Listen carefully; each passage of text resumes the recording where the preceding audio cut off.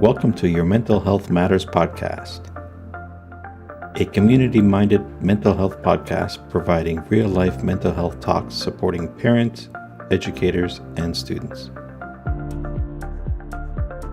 Welcome back to another episode of Your Mental Health Matters. Today we've got an exciting topic: parenting, teenagers, everything to do with teens, whether it's stewarding relationship with teens, supporting the mental health of teenagers, as well as having some tough conversations about some of those interesting topics that as parents, how do we navigate that? Thankfully, we've got some experienced professionals and some experienced parents here to talk about it as well. Right. But before we get to today's topic, we've got some exciting news. So first, Chantel, I'll let you share your news, and then Mel will share some more exciting news about our podcast as well.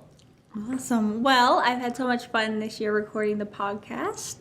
But next year I will be taking some time away because we are expecting. That is fantastic. So exciting. news. Yay! Congratulations. Thank you so much. So I'll be stepping away from the podcast next year as I'm on maternity leave. I might pop in for an episode or We hope so. you do. Some guest appearances. Yeah, some guest appearances, but we will have a new representative for the Catholic School Board next year. Right, which we're really happy that Joni will be joining us.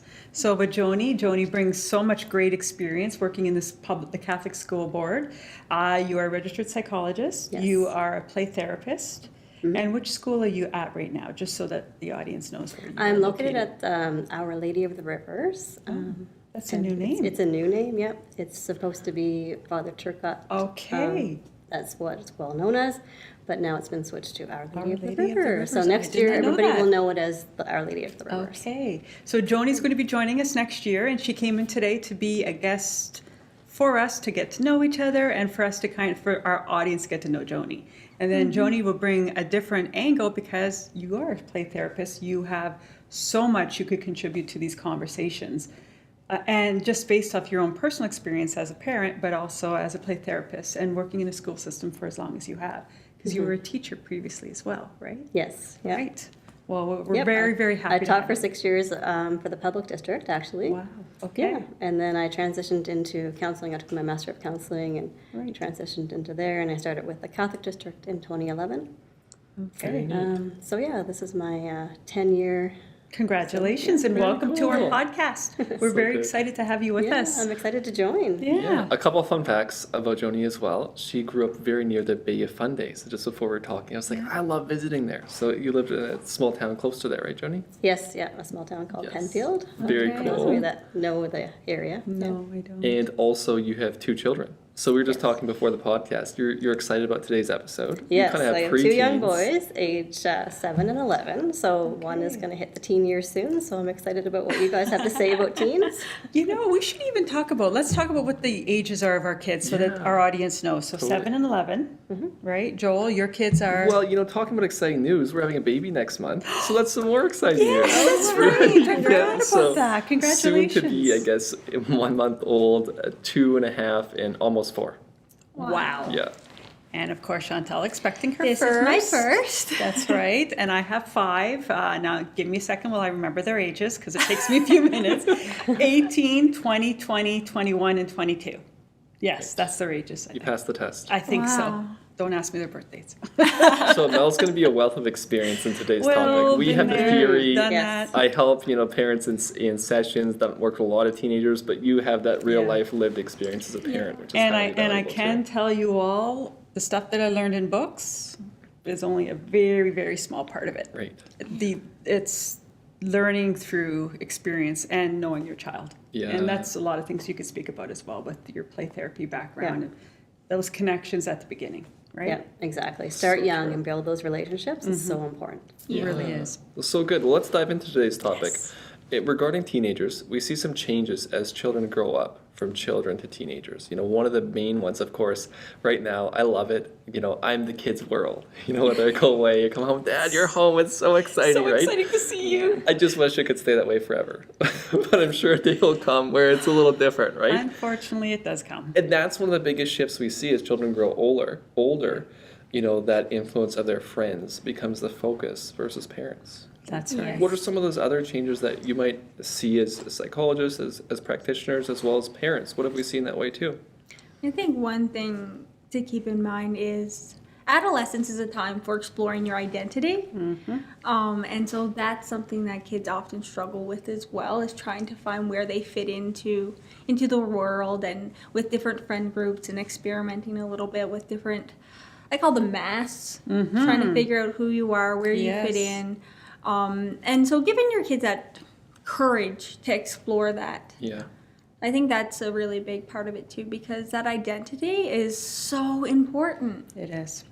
It really is. And when you think of teenagers, that push-pull, they want their independence, so they push you away, but they need you the most for guidance. And that is such a fine line to walk as a parent, to go, I'm still guiding you, but I'm stepping back and letting you have that autonomy. And when do you need me? When do you don't? So you're playing this game constantly with your teens, because they need you, but they may not be articulating that. They really struggle with that area. It's almost like that dance with a circle of security. That's I was just exactly thinking the what I same was thing. thinking. Yes. You're here, you're letting them explore, Yes. and then when they need you, they're Yes. coming back for that safe haven. It's just That's kind of exactly that dance. it. It doesn't change. And teenagers, they need it. We hear a lot that the early years are so important, but when they're teenagers, they are experimenting so much and they are involved in more at-risk behavior. They need to have an adult that's trusted, who can Yes. advise them and guide them in the right direction. And that's why parents can't. I was going to say parents can't check out. I don't believe parents want to check Yeah. out. But sometimes parents go, this is your opportunity to fly. This gives me an opportunity to figure out who I am. I would say the opposite. When your kids are that age, you got to hone in more and just really be present. It's so true. The dance looks different, and we also have to parent a little bit different. If I parented my 13-year-old in the same way I parented my 3-year-old, I'm going to be in trouble. Yeah. My kids are going to be like, you're lame, Dad. Like, That's get lost, right, exactly. So the dance probably is a bit more space. Yeah. They want some of that space, but they still want to know that you care and support them. And actually, one of my good friends, his children are just into their early 20s, and I really enjoy just watching him parent his teenagers and learn a lot from how he's always present, there to support his kids, but he also gives them the freedom to kind of make some mistakes and learn from themselves, That's a tough Yes. one. right? I was just about to say, like, you want to be able to hone in and to help, but at the same time, you need to be able to step back enough so that they can try things on their own and that they can fail. Because one of the They can hardest fail. things is when you're a teenager, and if you're not used to failing, like, that's something that you need to learn to get through, that I can fail at something and I can still make it through it. Yep.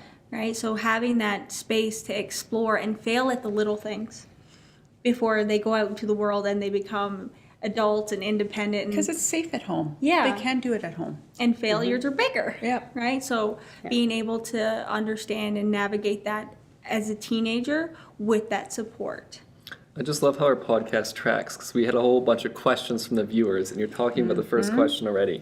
So how do we balance that setting boundaries, saying no, while giving that opportunity to grow and learn? That was one of the direct questions we had. So I don't know, team, what do we think about that one? Oh, I have lots to say about that, but I won't monopolize the time. So if someone wants to speak about that first, I'm more than happy to take a step back.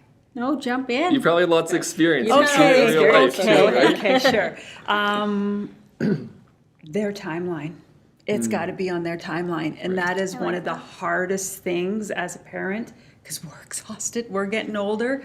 10, 8, I said 10, but now I'm bringing it back to 8, 9 o'clock, we're exhausted. Right. Yes. But your teen wants to talk to you and it's 11 o'clock. And you have to put your game face on and you have to listen. And they're talking about something that you really struggle with, or you're tired, or you know is a more heightened conversation, but you got to stay focused and you got to give them that time.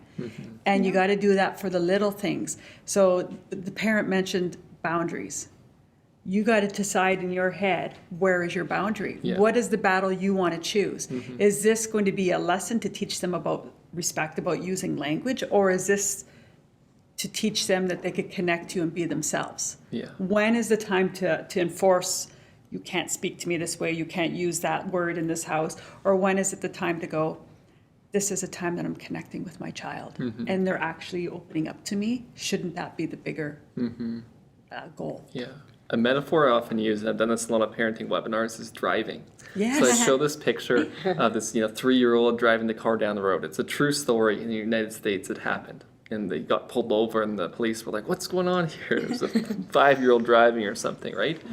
And that's a picture for all of us as teens, whether it be social media or, going out, staying out, having opportunities to, perhaps drink or different things like that. Controversial topics we'll be talking about today, but this is real life It's Yeah. that real teenagers life are for wondering teens. about, right? Yeah. How do we have those conversations and also build it in such a way that there's driver's training, there's steps that they're taking to showing they can grow their circle of responsibility, Yes. earn those privileges and stay safe. As I think about that, for my kids, it scares me, but not really, because probably the first time my kids are going to experience some of those things will hopefully be in my house. Right. They can have their kids over Controlled. in the basement, have their friends over, That's do right. some of that stuff, but just making sure it's an environment where it's safe, Yeah. they feel cared for and supported. So finding those small steps. Maybe your teenager, wants to go out and have some beverages and they're 17 years old. Well, you could say no and have a hard no, and they might end up, in some pretty sketchy places. That's a good Yeah. point, Joel. Right. So you have to recognize that compromise, that what you see as a deal breaker, you need to be able to have that line be a little bit flexible to Yeah. teach them. I think this brings me back to running Circle Security. I love that program.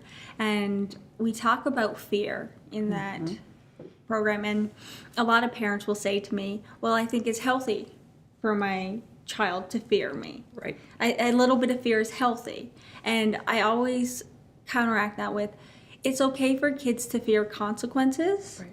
but they should never fear the parent. And that type of parenting might work for a young child, but not as it for a gets older, teenager. No. Yikes. I think about as a teenager, teenagers are going to go out and experiment. They're going to get into some dangerous situations, some sticky situations, and you want to know that you have raised your child, that if anything bad happens, you are their first phone call. So true. That's You right. are a resource for them. That's right. Regardless of, they know they're still going to get grounded, there's still consequences to those actions, but they know that regardless of what happens in Yeah. life, they can call you. Yeah, there's a level of respect there. That's Yes. right. That they're going to come. Otherwise, it's going to be their friends will be their Totally. first choice. Yeah. And we all know that for teenagers, their primary person is usually their friend, their peers, not their parent. So how do we come in and be parents, but kind of have that friendship, kind of loosening up on those parental ways, right? Yeah. This is a very key topic because I've been working in family counseling with a number of families, of course, in different areas, so it's not identifiable. And a key topic is, especially dads, how do I parent my teenage daughters? Right. Oh. And what that might look like isn't, making sure they do the dishes and That's right. chores and all those things, we've been sharing and talking about. Yeah. Being a parent looks different. And a big part of it, especially maybe for a parent who might not feel as connected to their kids, Yeah. it's not being the fun parent, but it's being the relationship-based parent. Our parenting isn't focused as much on, chores or doing logistics or making sure they're doing this, this, and this. Of course, I want my children to do well in school and all of those things, but Yeah. especially when relationships are more strained Yeah. in families, that's where we really have to pivot and shift our parenting to make sure it's relationship first. Right. And how do we do that? How do we do that? Because that's what the parents are going to want to know. Yeah. They're going to say, okay, that sounds great in theory. I've been parenting this way for 16, Yeah, 15 yeah. years, and it's always been do this, do that, do this. I love you, but do this. So how do we shift that? Well, here's a fun story. I was watching Dwayne Johnson and Young Rock yesterday. I'm not sure if it's a true story, but it was maybe based on his character in the show, which is Right. himself. So who knows? But he calls his daughters every day and sings this song to them. And the person said, "Why do you do that?" He said, "Because I always want to have that relationship with my kids." So whether it's a group text, Right. or just fun messaging, or getting into Snapchat, not embarrassing your kids and going there, Right. but whatever it might be, is getting into their world, playing ping pong, shooting some hoops, whatever it is. But I think it's really finding out what they're passionate about Yeah. and getting into their world. And honing into Yeah, that. attuning to what their Yes. interests are. Like, Yeah. when they're young, it's Paw Patrol, and then it kind of morphs into different things Yes. as they grow Yes. older, but, keep that key interest in Yeah. what they're So you into. have to be an investigator, even as a teenager, to a parent to a teenager, you have to investigate something that you could find mutual, because sometimes it may be a little more difficult to bridge that. And in Circle Security, we looked at the needs on the circle at the top, and one of them is enjoy with me. Right. And as our Yeah. kids get older, Yeah. we're like, well, how do I enjoy That's the with? best. But that's where you find that common ground, Yeah. right? It's easier to get on the floor and play with a toddler or a child and play Lego, but then how do you find time to enjoy with your teenager? And I think that's what you're talking about, right? Like those silly phone calls, that's an enjoy with me moment. Or playing basketball, or finding different ways that you can relate to somebody. You can laugh with somebody, because when you can laugh with somebody, that just strengthens that connection. You ever have that really deep belly laugh, and then you just feel so good afterwards and so connected? So finding those moments with your teenager. And I think a really important part of that is looking for those nonverbals of when it's an appropriate time. Right. Because if your teenager is having a really bad day and you're starting to joke with them and be silly, that's not the time, right? No. So being able to pick up on their nonverbals and their cues of what they need, which can look different for many different kids, right? I often talk with parents all the time, and one of the ones that keep coming up is when your child is lingering or hovering, right? What are they trying to communicate to you then? Yeah, and so before it's like, oh, well, I don't want someone hovering over me while I'm cooking dinner or I'm doing this. Like, go do something. Go. But using that time now, like, hey, you know what? If you're going to stand here, why don't you pick up a knife and help me? Yeah, peel the carrots. Right. Or, Engaging them even in your world too. Yeah. So finding that way to pick up on their cues and to understand what they need in that moment and kind of taking yourself out of it. That's a good thing. I was just thinking that exact statement of my own parenting, and what I've learned is I have to put my own feelings aside, my ego aside, and let them feel like they're in the driver's seat a little bit. So if I don't let them be in the driver's seat, they don't start feeling that they could trust me to have those conversations, because I'm not letting them lead them. And that causes a breakdown, because it's always on my terms, what I want, how I want it. So I leave the options open so that they feel they have more control over. And in the busyness of everyday life, like, I Exactly. gotta get this done, I gotta get chores done, and Exactly. trying to get them to help you out and not taking the time to listen to them. That's right. It's key to That's right. Such a great point, because relationships, they're not rocket science. They just take hard work. They So do. very practically, whether it's for couples or parent and teen, families, it's actually setting a specific time, even just for 5 minutes a day and doing this. And you might tell your teen, okay, teen, I want to hang out with you a bit more and build this relationship. You choose the time, you pick the activity, and I'll be there. Let's set our watches, let's set our iPhones, and we'll show up at the same time every day, or whatever that looks like if we're on shift work, and just be consistent with that. Might be 5 minutes of playing ping pong, shooting hoops, watching some anime together, video games, things that might be outside of our wheelhouse, but things that they want to do. And you could say, teach me about them. Exactly. How many times I've sat through one of my son playing guitar, tell me what this does, and I'm clueless, or somebody's playing some game and I really have no idea, but I listen and I could see he's getting more animated, talking to me, and this happened, and I'm like, and I'm getting right into it, but on the inside I'm like, I have no idea what's going on. Smile and nod. So the teen picks the time, they pick the location, and as parent you just show up. But the That's it. non-negotiable is connecting. Yeah. I love that. Yeah, I love that too. Yep. That's Shut off your beautiful. phone, it's you, me time. Yeah, so good. Well, as we wrap up this segment, one final question from our viewers as well. Parental burnout. I'm just feeling like a failure, just need to take a break from my parenting my teenager. What do I do? How do I navigate that? That's a big one, because they always come to you when you may not have a lot left in your system. Your bucket may not be full. They are coming to you at a time that's appropriate to them. And then if you're asked to continue to fill that for them or be that for them, that's going to make you even more burnt out. So in my opinion, I think I would look at it as, if I'm feeling burnt out, I'd be making my child aware, my youth, my teen aware that I'm struggling today, and like having a rough day, and I know we're supposed to have this conversation. Can we have it tomorrow? But book a specific time. Like, don't just throw it up, because then they're going to think, okay, Mom has more important things to do, Dad. Yeah. So it's okay to be real and say, I'm having a rough day, or I'm really exhausted. Can we chat about this tomorrow when I'm able to think clearer and back in my thinking brain and not being emotional?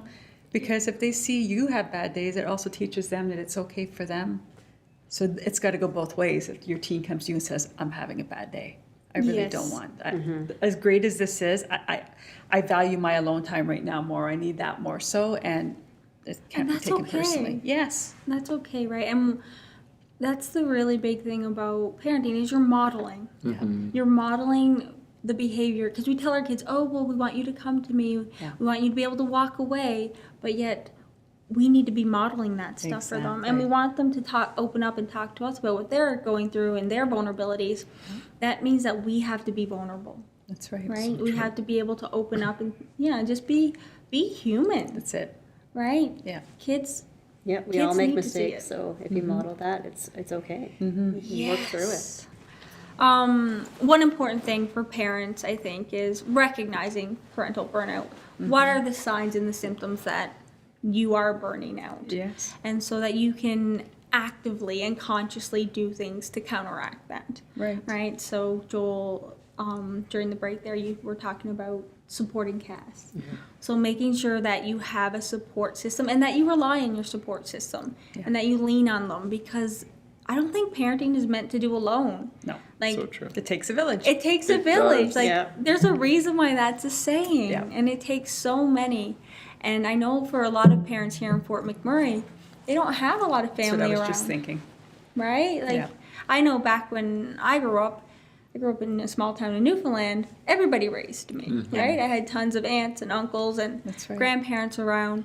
But up here, a lot of people are isolated. So finding those support networks within the community. And there are within- them. There are those those supports. There really are, and the schools can help with that. Sorry, I completely cut you No, off. no, I that's- apologize.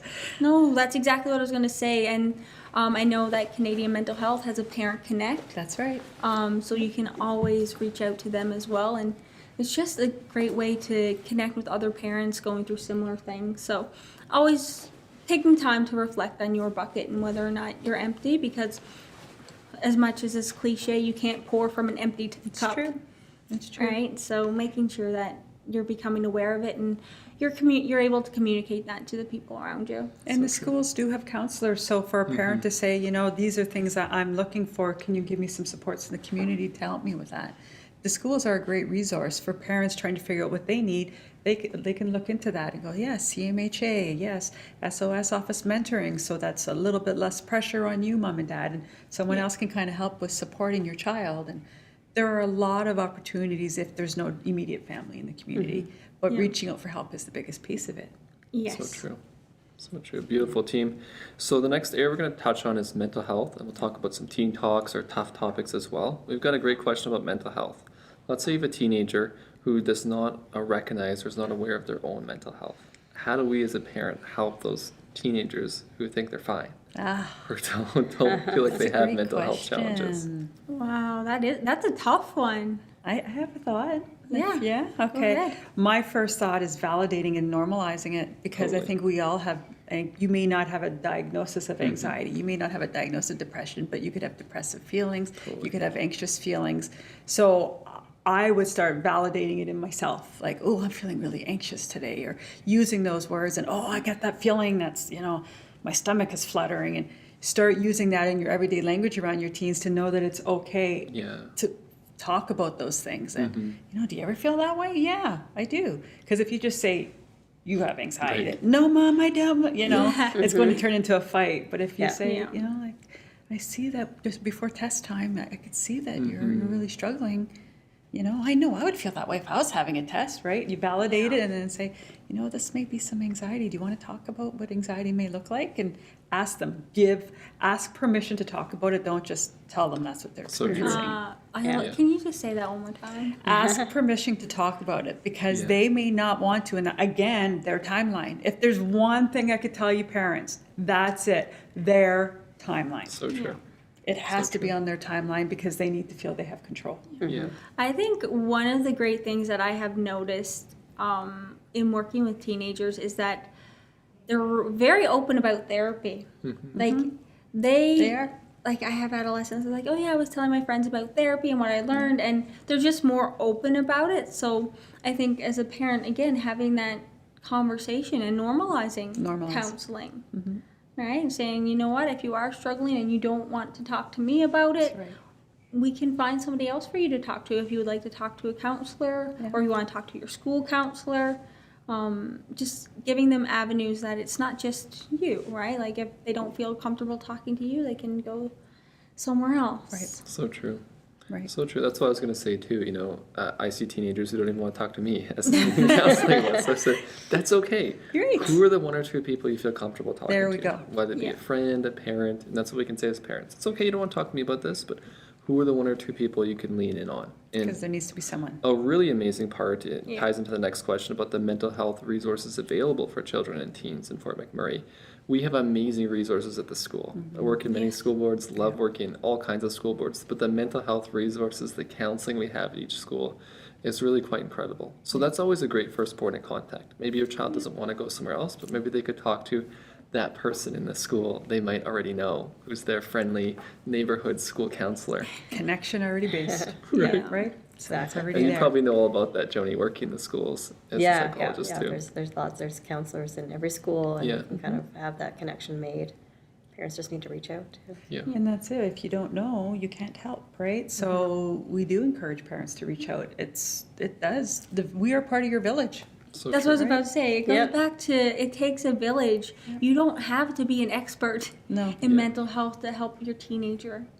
You can find some support for them because it can be an uncomfortable Very true. conversation, Yeah. right? And whether it be your classroom support teacher, learning assistance coordinator, fancy terms we use at FMCSD and PSD, Yeah. or your Yeah. homeroom teacher or school admin, the teams here are just so well versed in supporting mental health. You That's might great. not know what to do as a parent, but a great starting point is just reaching out to your school, and we'd be happy to lead and guide you down that journey. That's right. Absolutely. Which ties into another hot topic around academics.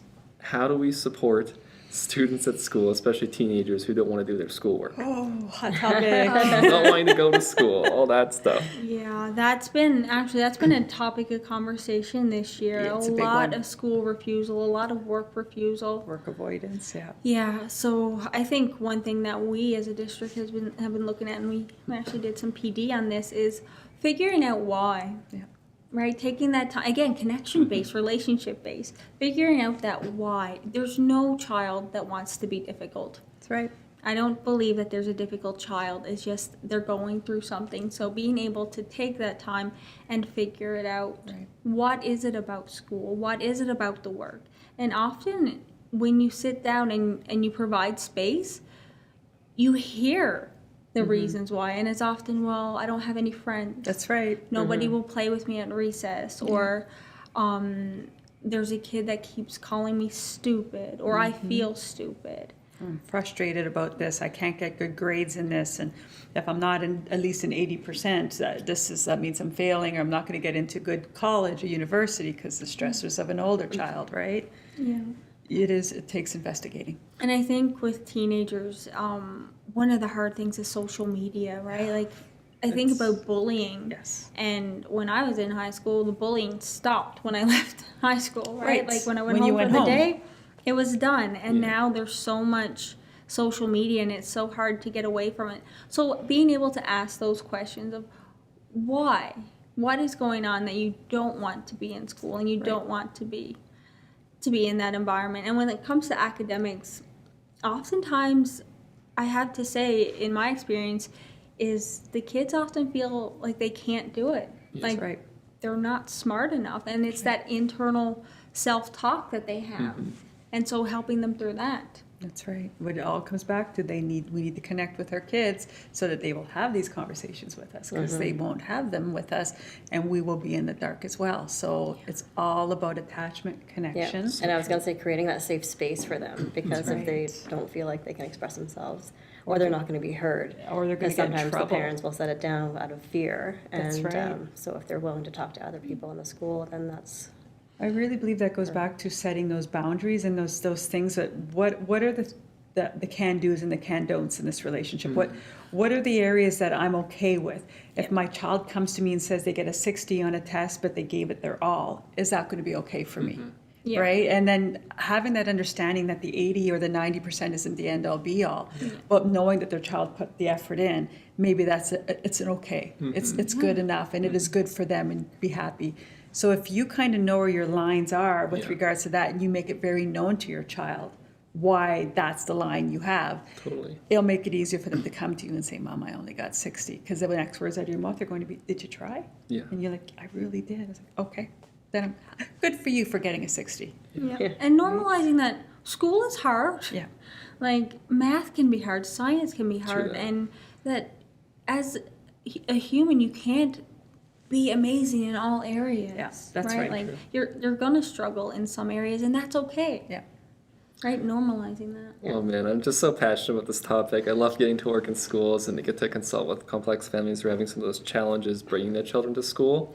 Derek Peterson, he talks about having 5 anchors, and I think that's one thing. Both Yes. school boards are just absolute champions. I know all the Yes. support individuals at the high schools and junior highs here.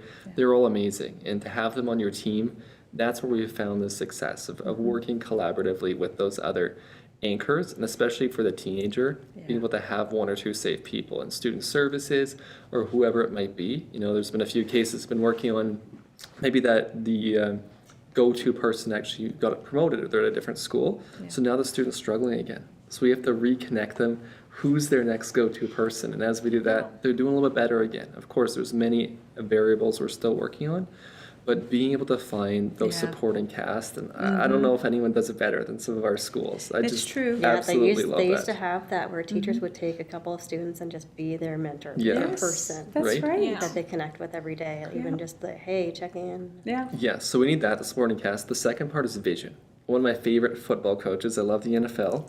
So Tony Dungy, he inspired me when I was a teenager myself. Tony says this: vision will ignite the fire of passion that fuels our commitment to do whatever it takes to achieve excellence. Our vision allows us to transform dreams of greatness into the reality of achievement through human action.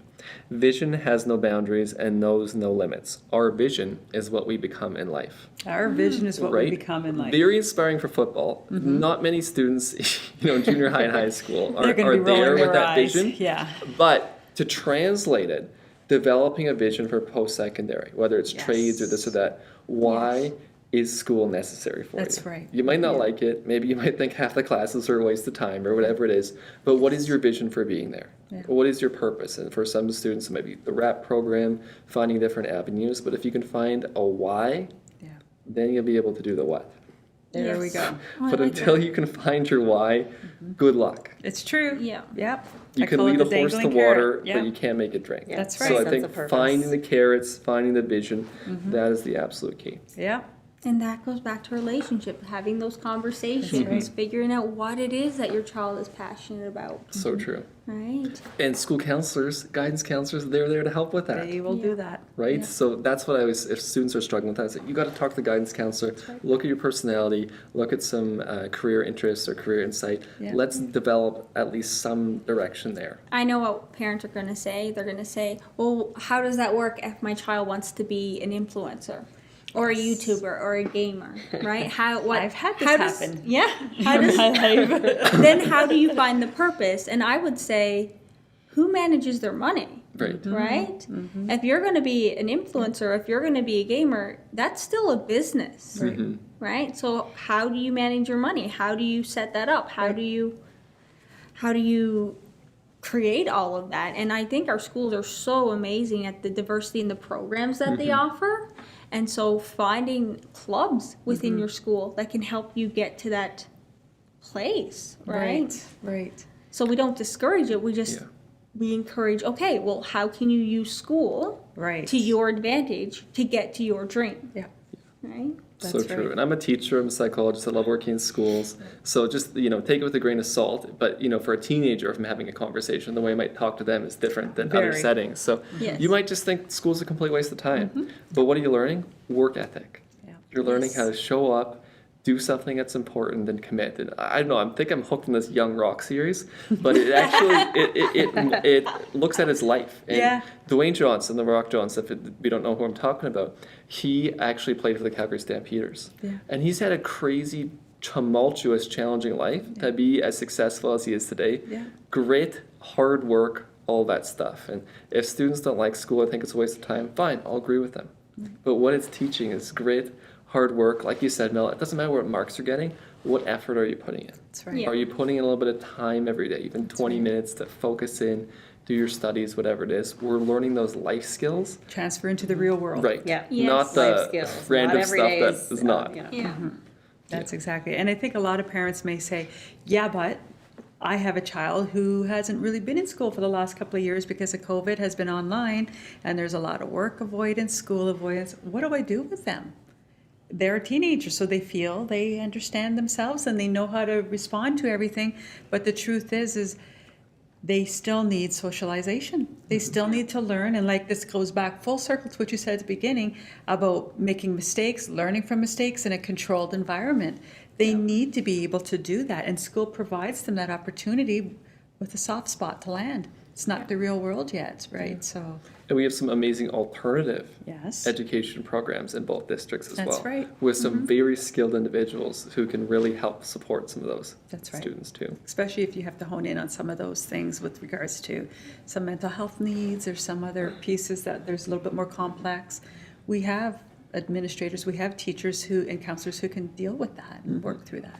And sometimes modified partly online, That's partly in right. school, working with whatever each child needs. You always meet the child needs, meet them where they're at, figure out what's the best step, find the dangling carrot, find out what works for them to bring them into the school or getting them working, and then build passion, get that intrinsic feeling of, I got this, I can do this, and then watch them flourish, right? So, Building on that sense of belonging, because sometimes Yes. they struggle to get That's over it. that hump of Yes. like getting back into school and having that connection and their passion. And not everybody feels like they belong, that's true. right? Yep. So That's true. being able to create environments where students can feel Yeah. Yeah. like they belong, and maybe that is a little bit more of a close relationship with a homeroom teacher, or taking that time for our staff that are listening, taking that time to walk with the student and to make them feel seen and heard, and to give them a space where they feel belong, because that's what we all want as right. humans, is Yeah. to feel like we belong and to feel like we're important. And chances are most academic or school issues, if we can solve the belonging question, that's going to go a long way to solve the It rest of that. solves so much more. Right. Yeah. It really does. Because So- students can't learn if they're not regulated. Right. Yeah. Right? Feeling safe. Yeah, Comfortable belonging. exactly. Well, on that note Yeah. of belonging, our Yes. next teen topic, which is just diving in here, is dating. Yes. So, it's a Mel, hot you topic. probably have a lot of wisdom and experience in this. yeah, If you want to yeah. speak to it first, Yes, and I then we'll have. share too. Yeah, the dating, again, as parents, you have to decide what you feel is important for your Yeah. children. Yeah. Because, and the other one, just as a side, you may choose each child has a different timeline Right. based off of what they bring to the table. Yes, So based on their my- level of responsibility. Exactly, how their they're level stewarding of it. maturity. So you're 15 years old, you are already have a part-time job, you've shown that you could, do things from looking at different people's perspectives, you're showing maturity. Maybe dating is okay because you're able to look at things through a logical lens. Or you have a 17-year-old or a 16-year-old or a 12-year-old who is struggling in a certain area and they need a little bit more time where you need to hold them a little bit longer. But that's a negotiation with your teen. You could say to them, you could say to your 14-year-old, how do you think you would respond if this happened or this happened, and play scenarios out with them to help them recognize what they will be doing in those moments. Having the sex talk is awkward. And if you as a parent have a hard time talking about sex, how do you think your child feels? Yeah. Yeah, I was about to say, it's when it comes to dating, it's about having those conversations beforehand. Yes. Right. It can't be You the want- day before they're going out on a date with a friend. No, you want to introduce those topics early. And when kids are young, you can talk about friendships. What is a healthy friendship? Right? What is respect in a friendship? That's right. So good. Yeah, because we want to make sure Boundaries. that whatever relationship they get into, it's a healthy one. That's right. Right. So being able to have those conversations really early before, like you said, the night before, probably not a good time. But I guarantee that's when they'll be coming up to you and saying, "Mom, I have a date tomorrow. Is that okay?" That's usually what happens. Is they are in their own world and they're thinking of it this moment. Right. So they're going to come to you at 11 o'clock Surprise. at night while you're sitting on the couch and you're almost passed out. That's the time they're going to want to talk to you about it. Then you got to get all alert and go, "Let's talk about this. Okay, focus. I got to listen to my child right now." Right? So as the parent, taking that ownership of having difficult conversations. Yeah, they're going to be difficult and they might be uncomfortable. Yeah. You But can they're say necessary. that. You can say, yeah, this is an uncomfortable conversation, but it's really important. And having that conversation openly and letting them be able to ask questions. right? And Yep, being it's not just a one-time Totally. conversation, like Exactly. over and over and over again. Yes. And I think a key thing is asking good questions. I feel like as Yes. parents, we decide how awkward the conversation's going to go. And sometimes just being chill. Yes. And, chances are when kids are 10, grade 4 or 5, there's a lot of dating happening in schools. So, of course, you want to be developmentally appropriate, but it's happening younger and younger. Yes. So even asking, just open-ended questions like, hey, is anyone kind of dating at school? Like, Yeah. how do you feel about that? What are your thoughts about that? And progressively having these small conversations throughout upper elementary into junior high will help you to prep. How do you know that's good for your friend there? What's healthy or not healthy? Having those healthy boundaries, I think, is a key thing too.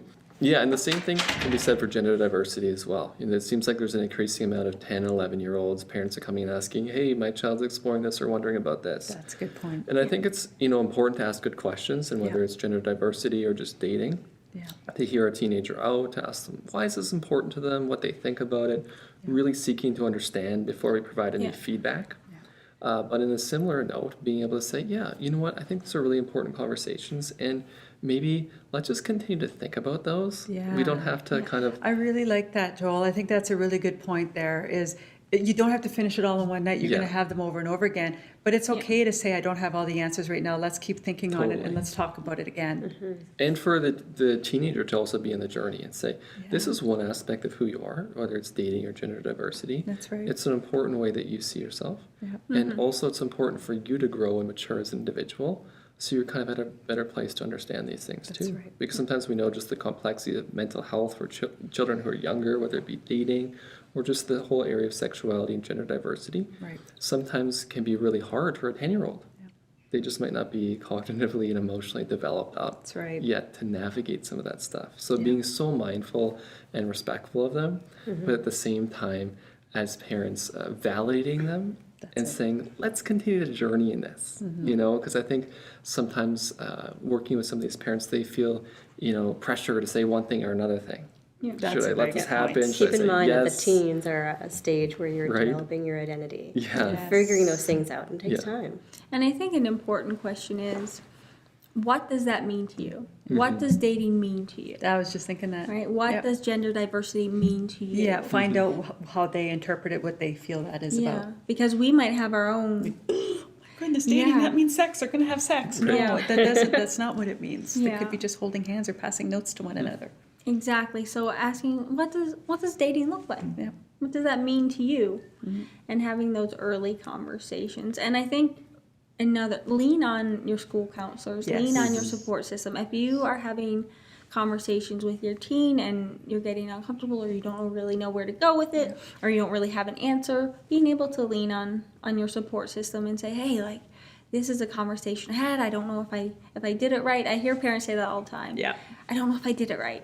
Right? And truthfully, rarely ever can you do it wrong. That's right. As long as you're connecting and having that respecting. conversation and you're listening, Yeah.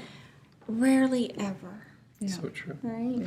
And I think we as adults can recognize, hey, I want to be in a good space personally before I get in a relationship. There we go. So I think even sometimes in soft and subtle and kind ways, saying, hey, to our teenagers, let's really just work on our own personal growth, our own journey. If it's a time where we kind of actually need to be good for ourselves first, Right. before we start kind of diving into just partners and all the other complexities of Because life. it is complex. Being true to Yes. ourselves and knowing who we are as people, because as we talked about that identity piece, it's easy to find our identity in dating, in friendships, and all these other things. So Yes. how do we be true to ourselves? $1 million Love that. question. Love that. Right? It's a good question to ask our teenagers, right? Ask our adults, actually. Sorry. It's very I'm true. sitting there. How am I true to myself? Yeah. And I always think about influence.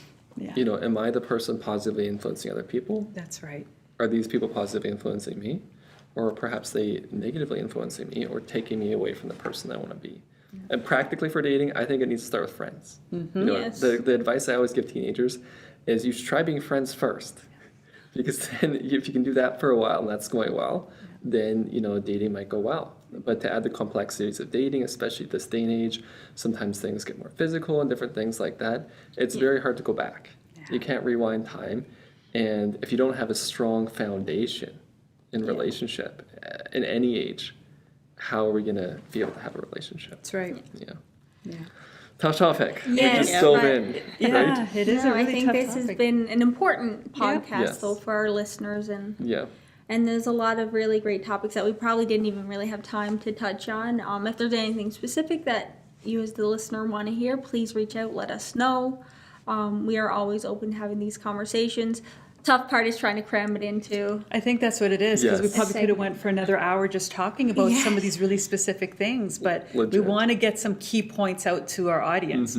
Reaching out for help, it takes a village. I look at it like the teepee. You need all the poles in a teepee to hold the Yeah. teepee up. As soon as one goes down, the teepee could, fall over. So we have to work together, and we have to connect with our kids and be relationship focused all the time. So true. And parenting teenagers can feel overwhelming, daunting, scary. But the real Exhausting. question is, how do I pivot my parenting to meet my teen where I'm at?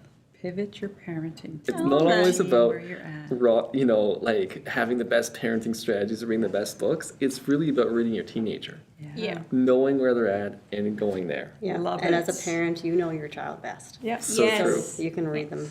Yep.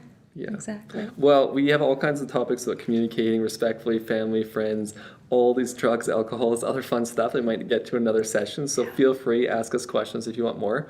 We're actually putting out a survey. So we've so appreciated your feedback and support this whole year, YMM family. And we're putting out a survey just for some feedback of how you feel like our podcast is going, and also to get some new ideas for season 2. Yes, please. Yes. We want new ideas. So how do we access the survey team? I think we're still working on the logistics We of that. are. Yeah, Chantal, I I think th- you're taking Probably our lead on that, website. or- Yes, we'll put it up on our website, but Yes. we'll also send it out through emails through the school. So definitely on our website or through the school email, you'll have access to it. So good. And we just want you to know this is not just another random survey that we're going to throw in the bottom of a drawer and never see. This is highly valuable because we Yes. literally base our podcast seasons around your questions. So we really appreciate the time and effort everyone's taken already to compile and bring this information to us. And we been look great. forward to hearing more too. Absolutely. Fantastic. All right. So this Because is Your Mental Health Matters. I sang that one. Yes.